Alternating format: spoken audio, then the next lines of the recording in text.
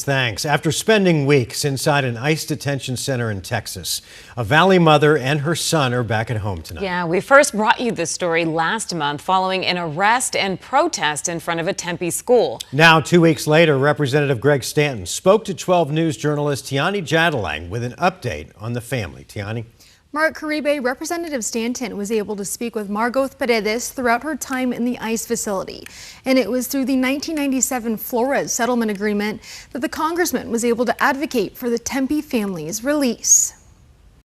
Just a day after Representative Greg Stanton visited the Dilley Immigration Processing Center, he got word that 2 residents who live in his district were being detained at the South Texas facility. That was a very difficult thing because I knew what a very challenging and depressing place the Dilley Detention Center is. This comes after ICE says 47-year-old Margot Paredes, an undocumented woman from Ecuador, was in a vehicle suspected of alien smuggling. That vehicle failed to stop for Border Patrol. A judge ordered Paredes to be removed from the country in March. She was arrested by ICE on May 26th. That same day, she was able to sign her 14-year-old son out of Cecil Shamley School. That little kid that got taken, she was actually one of my sister's best friends.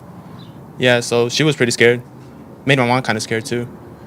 Everybody was like, all her little friends that were like, they're always here after school. They're all pretty scared too. The mother and son spent close to 3 weeks in the facility. It's not a place for kids. It's a prison.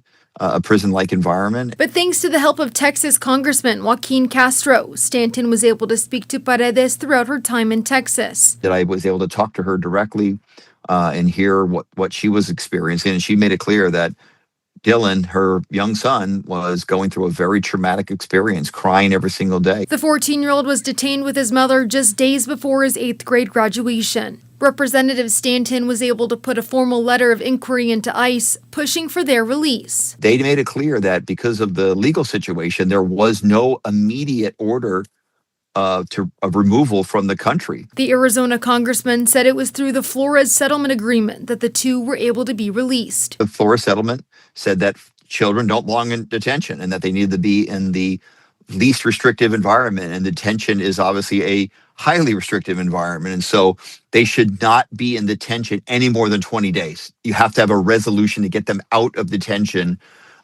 in that period of time. And as of Monday, Margot and Dylan were able to be released and head back home to Tempe. Now, according to Stanton, the 2 are trying to get back to their normal lives with both work and school. His team is working to get the appropriate resources to help them recover. Live in studio, I'm Tiani Jadalang, 12 News. Tiani, thanks.